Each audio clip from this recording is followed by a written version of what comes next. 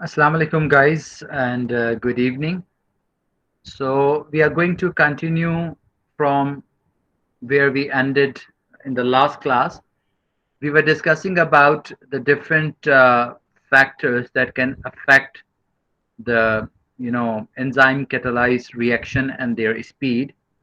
So, we have gone through two of the factors, that was effect of substrate concentration and effect of pH.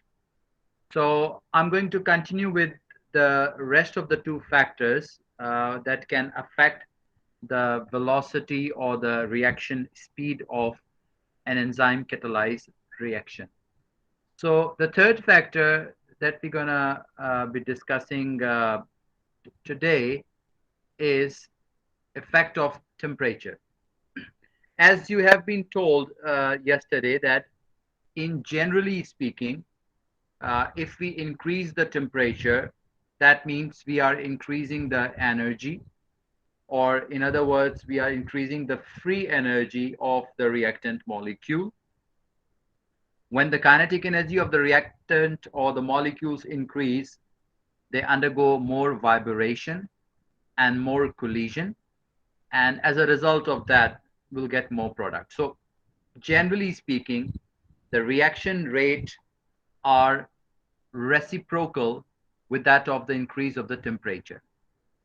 But in case of the reactions going on in the biological system, the situation is a little bit different, because we all know that the reactions going on in our cells are pretty much under a controlled temperature requirement. And it's not like the ordinary reaction that we do in the chemistry lab, where we can have this temperature increase or decrease in order to speed up or in order to reduce the speed of a reaction. But generally speaking, the temperature coefficient Q10 is the increase in the reaction rate with every 10 degrees rise in temperature. So it is pretty much uh, an average where we say that with every 10 degrees centigrade rise of the temperature, the reaction speed is doubled. For the chemical reactions, the Q10 is actually, you know, increase of one fold, which is 2 to 3. So the rate of the reaction will be doubled or tripled with every 10-degree rise temperature in generally. Now, as I said that in enzyme controlled reaction, we have a little bit different situation, although enzyme control reactions also follow this rule. Like when you increase the temperature, you expect increase in the reaction velocity. And there are reasons behind that, because you have studied in the last class that how the reactants are being transformed into product, what is activation energy, the energy which is required to convert the reactant into a transition product. So in this case, when you increase the temperature, generally speaking, it will apply in a way that the kinetic energy of the molecule is increased. And as I said, that it results in the more effective collisions between the reactant molecule. And obviously, it would result in an increase of the reaction velocity. But keeping in mind that enzymes are protein in nature, and at a high temperature, protein will undergo denaturation, which is the loss of its active structure. So as the temperature increases up to a limit, you see the increase in the reaction velocity. But after this, it would have negative impact on the reaction velocity. So the optimum temperature for an enzyme controlled reaction will be balanced between Q10 and denaturation. That means the Q10 where the reaction velocity is doubled or tripled till it reaches the point where there are chances of the denaturation of the enzyme. And as I said, at this stage, when the enzyme got denatured, they lost their capacity to catalyze the reaction. And obviously, the reaction velocity will be decreased, or will the reaction will stop. This is a particular graph showing you the effect of temperature. And we have the enzyme activity here on one axis and temperature on the other axis. And we see that like starting from 0 degrees centigrade, when we gradually increase the temperature, the reaction or enzyme activity, in other word, is increasing.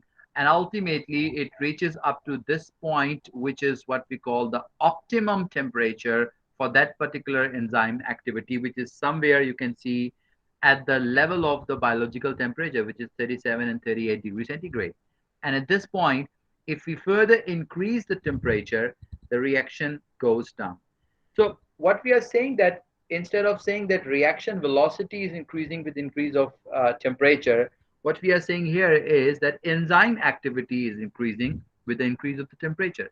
So just like in case of the pH, if you remember, every enzyme has got a specific structure for which it has optimum pH condition where it is going to show the maximum activity. Same is true for the enzyme.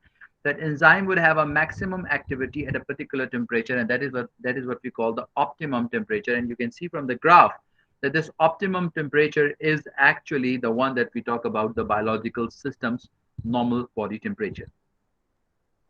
Now, for most of the enzyme, the optimum temperature is somewhere about 30 or between 30 to 37. Many are a lot lower. Like, for example, cold water fish will die at 30 degrees centigrade. This is one example of another biological creation because their enzymes denature. So keeping in mind that it's not only about the human body, we are also talking about the other organisms as well, because they would have a different circumstances, they would have different enzymes, and their situation would be different. So in this case, like the cold water fish, as the name itself, reflecting that their normal environment is the cold water, and they will be dying at the age at the temperature of 30 degrees centigrade. Uh, are you guys getting my voice, or is there some sort of distortion going on? If you just write in the chat box if you're getting the voice clearly. Okay, okay, all good, all good. So I'll carry on with this because it shows on my computer that there's some sort of issue. So just want you to check. Okay, thank you very much. So what I was saying that for different biological organisms, they would have difference in their environment. So cold water fish will die at 30 degrees centigrade because their enzyme got denatured at this, but that's not the case for the human. A few bacteria have enzymes that can withstand a very high temperature of about 100 degrees Celsius, which is quite amazing that they have certain enzymes. That means they have certain proteins which are so resistant to the temperature that they can survive at 100 degree centigrade. So, but when you talk about these are specifically the exception. When you talk about the denaturation at 30 degrees centigrade, or the protein still active at 100 degrees centigrade, that's called exception actually. But most enzymes, if you talk about in general, are fully denatured at 70 degrees centigrade. Okay, the fourth factor that's going to affect the reaction rate are inhibitors. Inhibitors are chemicals that reduce the rate of enzymatic reaction. And inhibitor term itself means to inhibit something. So these are the molecules, these are the chemicals that are there to reduce or to totally block a reaction. Inhibitors are usually specific, and that's why they work at a low concentration. Why we call them specific? They are specific just like you have studied the enzyme and substrate model, lock and key model. There was a specificity. So as the inhibitors would also have some sort of specificity, and they can work out, or they can produce their effect even at a low concentration. The mechanism is that they block the enzyme, but they do not usually destroy it. So what it says is that inhibition is kind of a reversible process where in presence of an inhibitor, the enzyme might be inactivated for a particular time, but it's not going to be destroyed.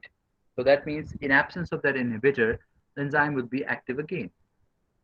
Many drugs and poisons are actually the inhibitors, and they work by this mode by inhibiting different enzymes, in your nervous system or in other cells. So, as I said, that inhibition is a reversible process in certain cases, but there are certain irreversible inhibitors as well. And itself, irreversible inhibitors is explaining that this effect of inhibition cannot be reversed. So the irreversible inhibitors, they combine with the functional group of the amino acid present in the active site of the enzyme. We remember that active site was the site which actually bind with the substrate to bring about the catalysis. So in this case, these inhibitors are so specific that they bind with certain functional groups of those amino acids which are in the active site, and that binding is irreversible. And of course, if it's irreversible, that means the enzyme is totally not being capable of, coming back to its original state. Examples: nerve gas and pesticides. These chemicals, they contain organophosphorus, and that combined with the serine residue specifically of the active site of certain enzyme, including acetylcholine esterase. So this particular enzyme, acetylcholine esterase, its active site contains serine, and these compounds, which I mentioned above, they have organophosphorus group that combine with that particular serine residue, causing the inhibition. And as I said earlier on, that most of the inhibition are reversible. So that means if you remove them, the enzyme is back in its original form to bring about, to carry out its reaction. There are two categories of such inhibition. One is called competitive.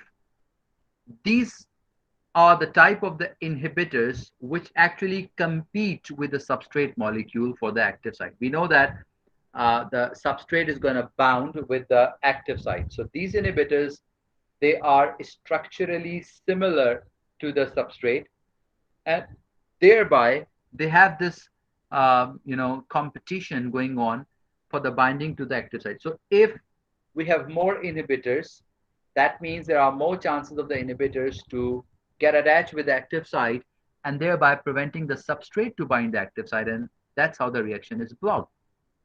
So similarly, it's very clear to say that the inhibitors of this kind, their action is proportional to their concentration. So that means more the concentration of the inhibitor, more will be the chances of binding with the active site, and hence the reaction is stopped.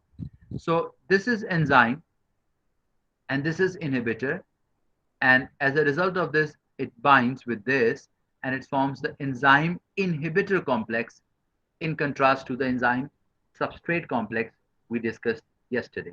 And this is a reversible reaction. This is the particular example of a competitive inhibition. Succinate is being converted to fumarate, and you will study that metabolic pathway in your 411. The enzyme is succinate dehydrogenase. There is a competitive inhibitor of this, and that's called the malonate. So malonate, which is like succinate, will compete with this, and this malonate will bind to the succinate dehydrogenase, thereby preventing the binding of succinate and thereby inhibiting the reaction. So this is one classical example. The other reversible inhibition is called non-competitive enzyme inhibition. And these are the inhibitor molecules which are actually not similar to the substrate. They are not in competition with this. These are not influenced by the concentration, I would say, of the substrate, because they are not competing with the substrate. Because in case of competitive inhibition, if we increase the concentration of the substrate, we can minimize the effect of the inhibition because they have more chances to bind with the enzyme. But in this case, it's non-competitive. So uh, you cannot, overcome the effect of the inhibition by increasing the substrate concentration. It inhibits by binding irreversibly to the enzyme, but not at the active site. So that's the difference.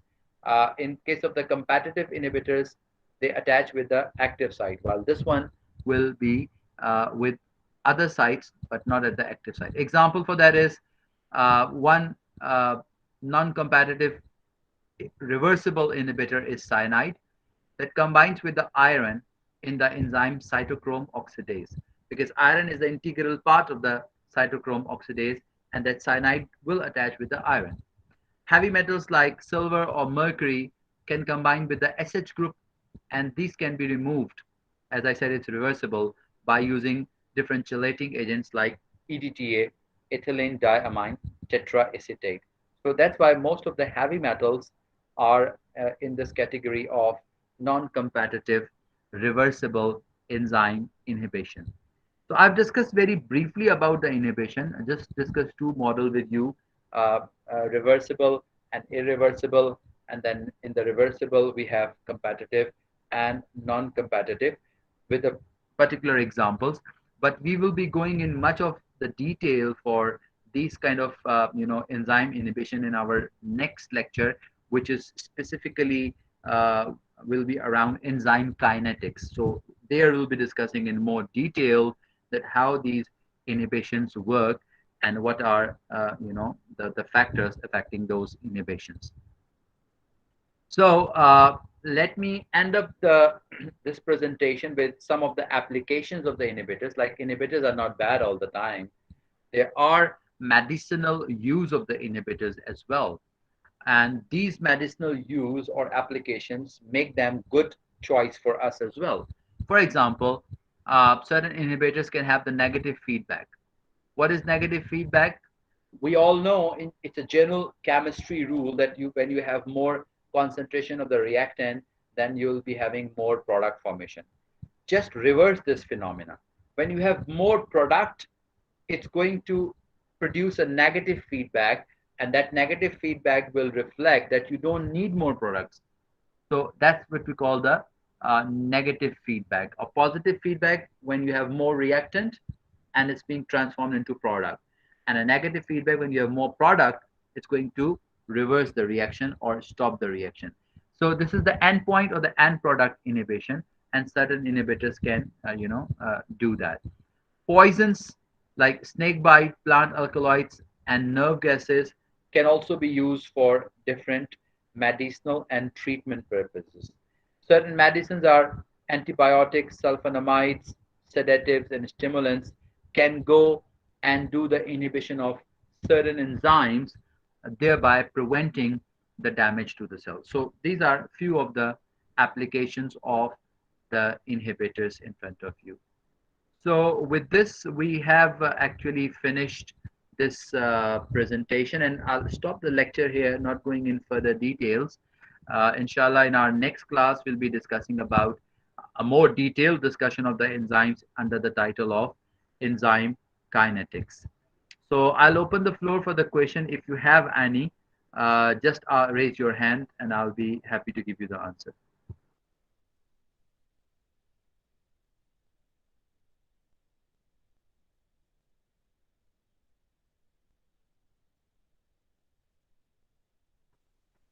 Okay, if there are no questions, I'll share the lecture once it is ready and uploaded, and inshallah we'll be looking at.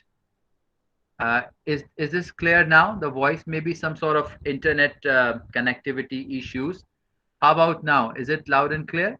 If you have any question, you can ask. But if you don't have any question, that's fine.